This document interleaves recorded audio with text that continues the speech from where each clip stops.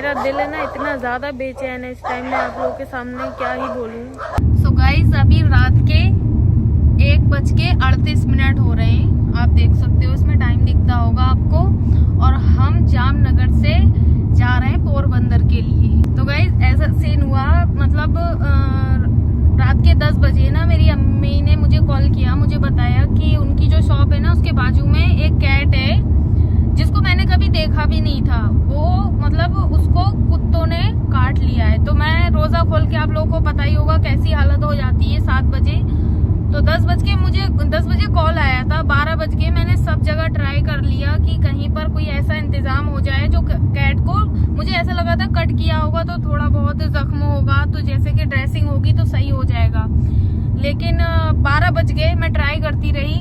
फिर 12 बजे मैंने जहाँ जो हमारे दानिया के डॉक्टर है ना उनको कॉल किया। मैंने बोला कि एक कैट है, स्ट्रीट कैट है, तो उसकी अपॉइंटमेंट ले सकते हो। तो उन्होंने बोला 9 बजे 10 बजे तो क्लिनिक बंद हो जाता है। मैंने बोला जो भी चार्जेस हो आप ले लेना, लेकिन किसी की जिंदगी से बढ़ के नहीं हो सकता ये सब। तो डॉक्टर साहब ने बोला ठीक है आप लेकर आ जाओ। तो गाइस 12 बज के मतलब 1 बजे हम वहाँ पर पहुंचे क्लिनिक पर। 1 बज गया हमें लगभग, क्योंकि हम स्कूटी से निकले थे ना, तो स्कूटी से इसको बहुत ज्यादा तकलीफ हो रही थी। मैं अभी आप लोगों को दिखाऊंगी जो स्ट्रीट कैट है ना उसकी हालत किस तरह से हो रखी है। मतलब जब से मैंने दानिया को लिया है ना, मुझे इन जानवरों का इतना ज्यादा पेन फील होता है, ऐसा लगता है किसी अपने को ये सब तकलीफ हो रही है। तो गाइस मैं जब उनको वहां पर लेकर पहुंची ना कैट को, तो डॉक्टर साहब ने मतलब जैसे ही उसको देखा डायरेक्ट ही मना कर दिया। बोला पीछे का जो उसका पार्ट है ना पूरा कुत्ते ने मुंह में लेकर और डैमेज कर दिया है। कितनी भी हम कोशिश कर लें, ऑपरेशन करा लें, कुछ भी करा लें, पॉसिबल ही नहीं है वो ठीक हो जाए। अगर आप इसकी लाइफ सेफ रखना चाहते हो, यहाँ तक ये मतलब वॉशरूम मतलब कर भी नहीं सकती, इसकी जो यूरिन है वो पास ही नहीं होगी अगर आप डेली इसको कोशिश नहीं कराएंगे। और हमारे घर में तो ऑलरेडी दानिया है, आप लोगों को पता ही है, तो इसको तो हम रख नहीं पाएंगे क्योंकि ये इन्फेक्टेड है पहले से ही। दिखाती हूँ मैं, पहले आप लोगों को ये दिखा दूँ कि इसकी हालत कैसी है, फिर आप लोग देखना। और मैं जहाँ NGO पे इसको लेके जा रही हूँ ना पोरबंदर, वो भी आप लोग के साथ में शेयर करूंगी। ये ब्लॉग मैं इसलिए आप लोगों के साथ में शेयर कर रही हूँ, रमजानों में तो जैसे आपको पता है मैं एक्टिव ही नहीं हूँ, ना इंस्टा पे इतनी एक्टिव हूँ, ना यूट्यूब पर हूँ, लेकिन इसलिए क्योंकि ये मेरे लाइफ में फर्स्ट टाइम मैं ऐसा कुछ कर रही हूँ जो इतने एफर्ट्स डाल के मैं एक ऐसा काम करने जा रही हूँ। तो मैं चाहती हूँ कि मैं आप लोग के साथ में ये चीज शेयर कर पाऊँ। तो पहले मैं आपको कैट दिखा देती हूँ, बेचारी की हालत कैसी हो रखी है। तो गाइस ये हमारी कैट है बेचारी, इसका नाम है ना मेरी अम्मी ने चुईया मुन्नी रखा है और बहुत पेन में है। शायद डॉक्टर साहब ने इसको है ना नींद की ऐसी कोई मेडिसिन दी है, बिल्कुल भी ये ना उठ रही है ना बोल रही है बिल्कुल, और बहुत पेन में थी। ये कभी भी किसी को ना काटती है ना बोलती है कुछ भी, लेकिन इसने मायशा के हाथ पे थोड़ा सा आज वाइट भी कर लिया जब इसको पकड़ के डॉक्टर साहब इसका ट्रीटमेंट कर रहे थे। छोटी छोटी क्लिप्स हैं वो भी मैं आप लोग के साथ में शेयर करूंगी। अब इसको हम पहुंचाने जा रहे हैं पोरबंदर। बस आप लोग दुआ करना जहाँ भी रहे ये खुश रहे, बस इसकी लाइफ जितनी भी है वो अच्छे से गुजर जाए।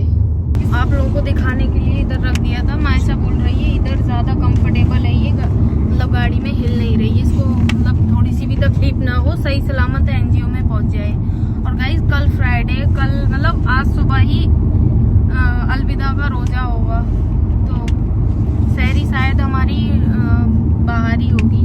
वैसे तो कोशिश करेंगे घर पे ही सहरी हो जाए। और रोजा खोल के 1 मिनट के लिए भी मैं चैन से नहीं बैठी हूँ, क्योंकि 10 बजे कॉल आ गया था तो मैं डिनर ही रेडी कर रही थी। फिर डिनर रेडी हो गया था, ये भी एक अच्छी बात है, वरना सब कुछ छोड़ छाड़ के निकलना पड़ता। मतलब सारी चीजें अभी जो हुई हैं वो अच्छी हैं। डॉक्टर साहब भी आ गए थे, और जो मैम है ना जहाँ मैं इसको देने जा रही हूँ वो भी आप लोगों के साथ में शेयर करूंगी कैसा मतलब वहाँ का माहौल है। और अभी तक तो बेचारों ने मतलब 1 बजे मैंने उनके पास कॉल किया ना और उन्होंने फोन उठा लिया, ये भी एक बहुत बड़ी बात है। रात के 1 बजे किसी ने हमारा फोन उठाया और ये अपनी जगह पे सही सलामत पहुंच जाएगी। तो बस अब हम अभी निकले ही हैं जामनगर से, क्योंकि हम इसको लेकर गए थे ना, ट्रीटमेंट चल रहा था इधर, या मैं इधर वीडियो लगा दूंगी आप लोग देखना। और मैं सोच रही थी मैं एक मिनी ब्लॉग बना के यूट्यूब पर शेयर करूँ ये एक्सपीरियंस, लेकिन मुझे ये पता नहीं था ये इतना बड़ा हादसा है, इस नन्ही सी जान के साथ में इतना बड़ा ये सब हो गया है। मतलब कल तक इन लोगों के साथ में रह रही थी तो एक तरह से कनेक्शन बन ही जाता है, अब अचानक से दूर हो जाएगी। लेकिन जहाँ भी रहेगी लोग प्यार ही देंगे इसको। एनजीओ में। अगर दानिया का इशू नहीं होता तो मैं इसको अपने साथ रख लेती। बस आप लोग दुआ करना, ये जैसी भी रहे, जहाँ भी रहे, खुश रहे और इसकी जितनी भी लाइफ है वो अच्छे से गुजरे। बाकी आगे का मैं आप लोगों को दिखाऊंगी। तो भाई 3:10 हो चुके हैं, देख लो टाइम, और अभी तक हम पहुंचे नहीं है। पूरी धूल आ चुकी है इधर। और मैंने कल जो रोजा रखा था ना, मतलब आज का जो इफ्तार की है, उसमें पेन किलर टैबलेट ली थी क्योंकि मैं सैलून गई थी। तो ये मेरी जो ट्रीटमेंट कराया था, उन्होंने मेरे बाल इतने खींचे थे, इतना हेडेक, और पैर पूरे दिन, मतलब 4-5 घंटे का ट्रीटमेंट था, तो पैर ऐसे लटके रहे, तो बहुत ज़्यादा पेन था। और अब फिर से, मतलब इफ्तार के बाद फिर से वही पेन स्टार्ट हो गया है। इतना हेडेक हो रहा है, मेरा वॉमिट जैसा मुझे फील हो रहा है। कितनी भी तकलीफ हो, लेकिन ये सही जगह पे पहुंच जाए, इससे ज़्यादा इम्पोर्टेंट कुछ भी नहीं है। सो अभी 3 बज रहे हैं, 3:26 हो रहे हैं, और यहाँ पे एंटर कर चुके हैं हम पोरबंदर में। मुझे तो ना दिख रहा कितने घंटे गाइस टाइम हो रहा है 3:41 और हम जस्ट पहुंच चुके हैं एनजीओ के सामने। ये जो दिख रहा है ना पीछे, यही एनजीओ है। और इतने सारे डॉग्स की आवाज़ आ रही, पता नहीं ये कैसे सरवाइव कर पाएगी इतने सारे जानवरों में। बस मेरा दिल है ना इतना ज़्यादा बेचैन है इस टाइम में, आप लोगों के सामने क्या ही बोलूँ। मतलब जब मैं डॉक्टर के पास लेके गई थी ना इसको, तो पीछे से उठना चाह रही थी, जो पार्ट इसका काम ही नहीं कर रहा है, मगर उठ नहीं पाई बेचारी। क्या कर सकते हैं बताओ, कुछ बस में नहीं है इसके अलावा। ये एनजीओ है, अभी मैम को मैंने कॉल किया है, वो आ रही हैं। अल्लाह का शुक्र है, उन्होंने भी फ़ोन उठाया, जग रही थी इस टाइम पे, और वो इसको ले पाएंगी। बस इसके आगे की जो ज़िंदगी हो ना, वो अच्छी होना चाहिए। और ये ना इधर इस तरह से बेचारी बीच बीच में उठ जा रही थी गाइस, क्योंकि डॉक्टर साहब ने इसको जो मेडिसिन दी है ना, उससे इसको काफ़ी आराम तो मिल गया है। और इस तरह से ये उठ जा रही है बार बार। और ये एनजीओ है सामने।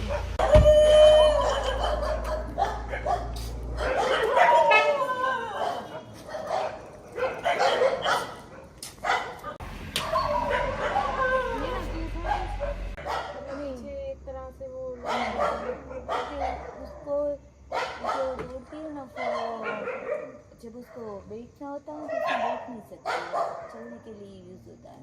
हम इसको अगर प्रोवाइड कराना चाहें तो हम कर सकते हैं। फिर उसके लिए जो सारा होगा वो रिमूव करके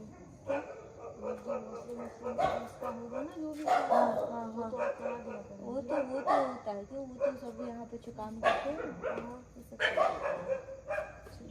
और कॉन्ट्रैक्ट में तो हम ले सकते हैं ना इसके लिए, मतलब मैं आपको कभी भी नहीं पूछ भी नहीं सकते कुछ भी, क्योंकि ये तो मेरे पास बहुत सारे आते हैं, तो फिर रोज सबको मैं ये करती रहूँगी तो कैसे कर। मेरे पास 100 बार तो बता दोगे ना, महीने में नहीं अपडेट चाहिए हो इसका। नहीं वो नहीं होगा, सेफ रहेगी ना ये अच्छे से। हाँ। मैंने भी आज इसको फर्स्ट टाइम देखा है, वरना हमारी शॉप के पास है ना।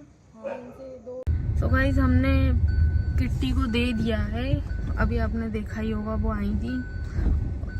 दिल इतना बेचैन हो रहा है बहुत ज़्यादा, ये बहुत सैड मोमेंट है, सच बता रही हूँ आप लोगों को। मिलती हूँ अभी थोड़ी देर। तो गाइस अभी टाइम हो रहा है 4:22, मतलब सहरी का टाइम हो गया।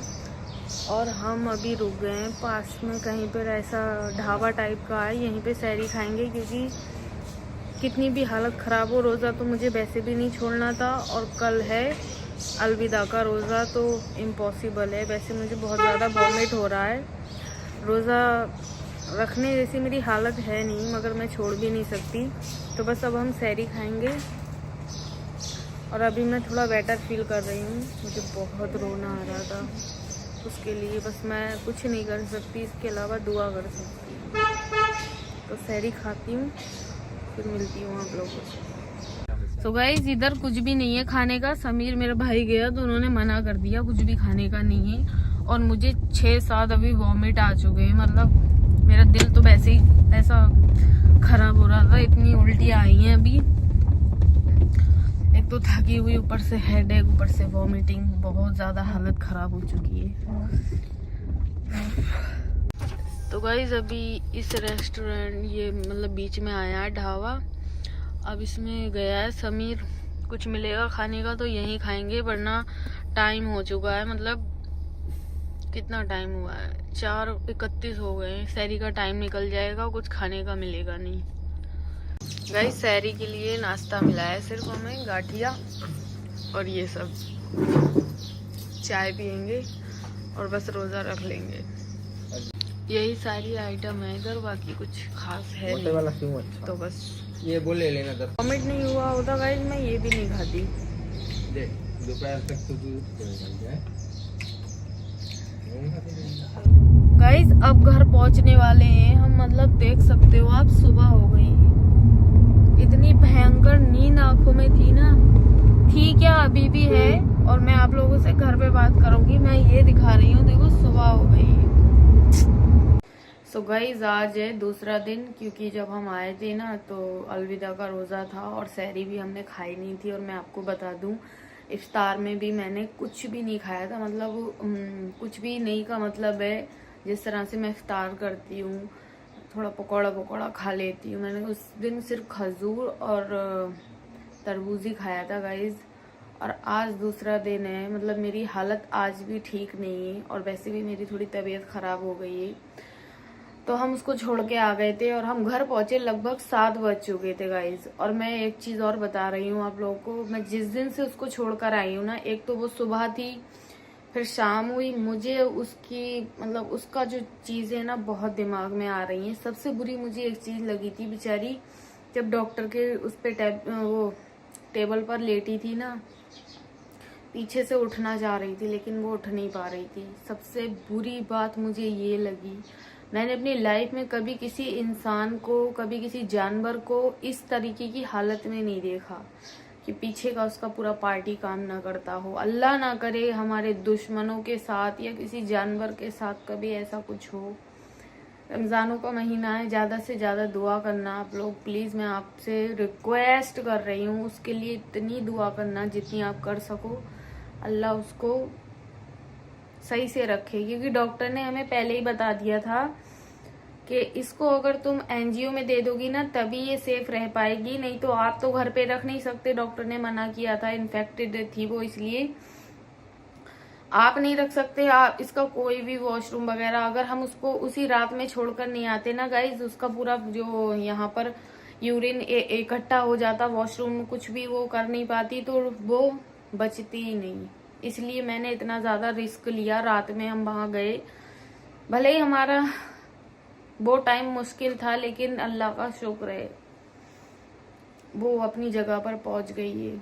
मेरे लिए इससे बड़ी कोई बात नहीं है, मैं कुछ भी नहीं कर सकती, उसके लिए दुआ कर सकती हूँ। आपने सुना होगा आगे कि मैम मना कर रही थी, ना आप इससे मिल सकते हो, ना इससे अपडेट इसकी ले सकते हो कोई भी, लेकिन मैं उसके लिए दुआ करूँगी गाइज, और मैम से बात करने की कोशिश भी करूँगी, जितना हो सकेगा उसकी हेल्प भी करूँगी। और उसके ज़रिए से, उसकी वजह से और दानिया की वजह से मैं आगे इंशाअल्लाह ऐसा ज़रूर कुछ करूँगी, अगर अल्लाह ने मुझे मौका दिया कि मैं ऐसे जानवरों की मदद कर सकूँ। तो बस ब्लॉग यहीं एंड कर रही हूँ, मेरी हालत अभी भी ठीक नहीं है। बस अल्लाह हाफिज़, बाय।